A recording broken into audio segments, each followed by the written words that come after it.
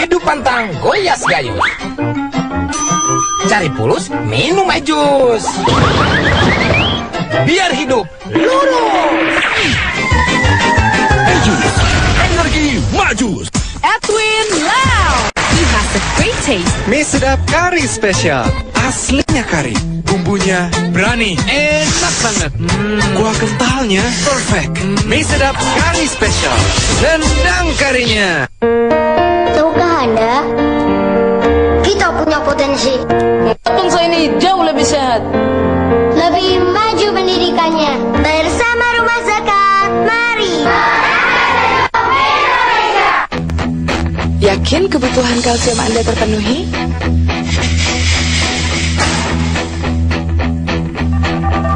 Riset menunjukkan, sebagian besar wanita Indonesia hanya memenuhi 50% kebutuhan kalsium mereka.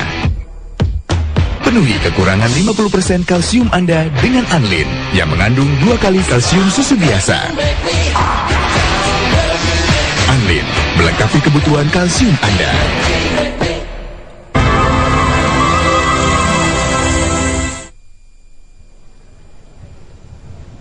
Ya pemirsa, Anda masih bersama kami dalam Damai Indonesiaku, dan untuk kesempatan episode kali ini Damai Indonesiaku akan menyajikan sebuah tayangan yang akan memberikan, insya Allah akan memberikan inspirasi bagi Anda. Kali ini kami akan mengajak Anda ke sebuah tempat, yaitu di sekitar Kebun Nanas. Beberapa hari yang lalu kami sempat mengunjungi salah satu saudara kita, yaitu seorang keturunan Tionghoa yang akhirnya mendapatkan hidayah dari Allah Subhanahu wa Ta'ala untuk kembali memeluk Islam.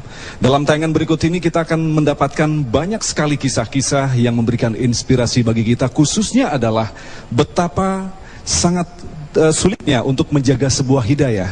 Ketika kita menerima hidayah, maka sesungguhnya Allah sendiri yang akan menjaganya. Karena siapa-siapa yang diberikan petunjuk oleh Allah, maka siapapun tidak akan mampu menyesatkannya. Nah pemirsa, saya yakin Anda sudah tidak sabar untuk menyaksikan bagaimana dengan tayangan berikut ini. Kita akan saksikan tayangan berikut ini dalam Damai Indonesiaku.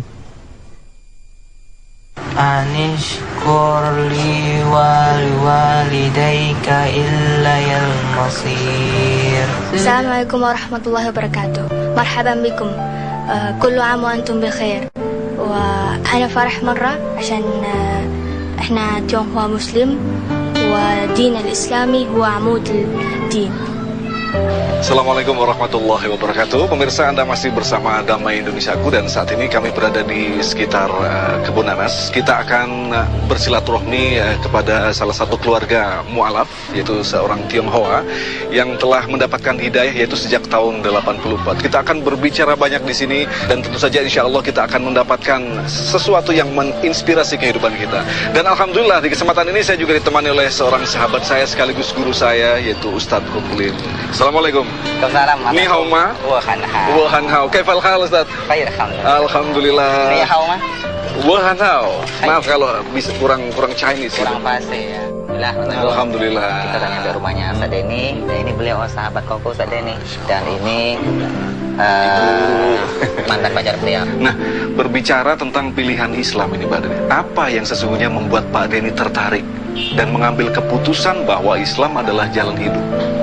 Kalau dari kacamata agama mungkin itu suatu hidayah, tapi secara ilmiah mungkin kita bisa saya jelaskan secara singkat. Awal kita agama keluarga biasa Buddha, Konghucu, terus lingkungan SMU Katolik, masuk Katolik.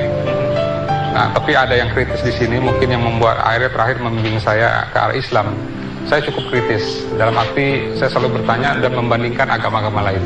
Saya selalu menaikkan studi perbandingan agama. Nah, itulah yang menuntun saya terakhir, alhamdulillah saya memeluk Islam. Mungkin kalau saya ceritain bagaimana perjalanan cukup panjang, tapi singkatnya memang itu salah satu dengan faktor doa. Pada saat berdoa itu kan belum memeluk Islam. Belum. Nah, apa yang doa seperti apa yang diucapkan oleh Pak Denny? Itu doa itu yang saya dapatkan suatu ajaran yang saya berterima kasih lagi dari seorang ustadz. Nah, dia memberikan suatu petunjuk bentuknya berdoa. Sebelum tidur kamu berdoa, sebut ya Tuhan dengan kata-kata, ya Tuhan tolonglah saya agama mana yang dapat dibenarkan di dunia dan di akhirat, dan agama mana yang dapat menyelamatkan saya di dunia dan di akhirat. Itu yang selalu diucapkan Mbak Deni. Yang saya selalu minta sama Allah. Dan hidayah, dan alhamdulillah hidayah itulah muncul dengan proses. Ya, kemudian Pak Deni, kalau kita lihat setelah Anda melakukan pilihan yang memang sangat beresiko sekali, Anda harus kembali kepada Islam. Tapi Pak Deni kan bukankah dilahirkan dari keluarga yang non-muslim. Ini banyak resiko, tantangan-tantangan, tekanan-tekanan dari sana-sini. Apa yang membuat Pak Deni terus bertahan dan terus yakin bahwa Islam adalah pilihan saya? Pertama, mungkin saya dikuatkan iman saya karena Allah. Allah menguatkan iman dan Islam saya. Sampai detik ini, alhamdulillah saya bertahan dengan iman Islam saya. Biarpun seorang yang saya hormati, orang tua yang telah membesarkan saya dengan budi yang mungkin tak terbayar, tapi kalau untuk saya keluar dari Islam, di agama pun saya boleh. Dalam arti bukan dalam melawan kurang ajar, tapi kita mempertahankan prinsip kita, tetap dalam arti mempertahankan Islam, tapi tetap kita menghormati orang tua. Dan saya teringat bagaimana dulu kisah saya pernah baca Rasulullah pertama-tama menyebarkan Islam secara subuh itu kan. Mungkin secara persen kecilnya itu terjadi pada diri saya. Karena saya bagaimana bertahan, ngumpet-ngumpet, terus tekanan ekonomi di embargo segala macam. Sampai terakhir saya ada 5 tahun itu saya dibuang. Nah ini yang sampai titik terakhir, akhirnya orang tua saya itu marah besar. Jadi ya saya dengan resiko apapun udah pilihan saya sebagai seorang muslim. Apa yang Pak Deni berikan kepada anak-anak? Bagaimana cara mengajarkan Islam dan membuktikan bahwa Islam itu adalah rahmatan lil alamin, milik semuanya? Ya, memang betul pertanyaan dari Mas Agung itu pertanyaan yang selama ini sekaligus pertanyaan sekaligus saya menjawab dalam arti menjawab dengan praktek. Dan ini yang saya lihat, dan terus sekaligus saya membuka suatu reaksi dari saya. Malah sebaliknya saya ingin menunjukkan bahwa saya, keluarga saya, anak saya, biarpun saya dengan keluarga muslim, dengan agama Islam, saya menunjukkan saya tidak kalah dengan mereka. Dalam arti bukan sombong. Saya mau menunjukkan bahwa kita punya karakter, punya harga diri, bahwa Islam itu mengajarkan kita untuk punya harga diri. Anak saya masukkan ke sekolah-sekolah yang cukup baik. Malah ada yang 2 langsung saya masukkan di sekolah Saudi yang 2, dengan harapan mudah-mudahan dia biasa menguasai bahasa Arab dengan fasih. Dan karena kitab suci kita Al-Quran itu bahasa Arab. Dan saya menekan sekali pada mereka, kamu harus menuntut ilmu. Tidak ada pun sesuatu yang bisa dibawa dengan baik kecuali dengan ilmu, maksudnya dengan belajar. Maka mereka menikmati bahwa Islam, karena saya dari kecil mendidik mereka dengan Islam sungguh-sungguh. Semua dari lahir lah, malah mungkin ya, dari lahir sampai dari bayi terus saya mengajarkan nilai Islam dengan sungguh-sungguh. Ya, saya bangga sekali. Karena alasannya mungkin kalau buat orang keturunan Chinese yang muslim mungkin masih jarang ya. Dan orang-orang mungkin bisa nanya-nanya kok bisa milihnya agama Islam gitu. Mungkin karena yakin itu mungkin. Vina juga dari kecil kan sekolahnya di sekolah yang umum yang ada 5 agama gitu. Terus di sana pernah ada, maksudnya dia mikir tuh kita Vina tuh agamanya kan agama Buddha, kok Kristen. Nah di saat itu kan Vina bilang enggak kok, saya Islam. Jadi mereka semua tuh yang kaget, malah ada yang nggak percaya. Jangan ngaku-ngaku kamu gitu. Jadi bangga aja. Oh bangga banget, bangga sekali karena gimana ya, agama Muslim tuh beda dari yang lain gitu. Maksudnya ya pokoknya bangga banget lah jadi seorang Muslim. Apalagi saya Muslim Tionghoa, bangga banget. Tapi alhamdulillah berkat petunjuk Allah ya, kemudian dengan pertolongan Allah hingga sampai saat ini Pak Deni masih terus diguyurkan rezeki dari Allah. Nah ini tentu saja ada peran juga dari seorang ibu sebagai seorang istri yang sangat mencintai. Apa sesungguhnya peran dari Ibu Deni sendiri? Kita harus sabar, tawakal untuk menghadapi hidup ini gitu. Karena hidup ini kan memang banyak tantangan gitu ya.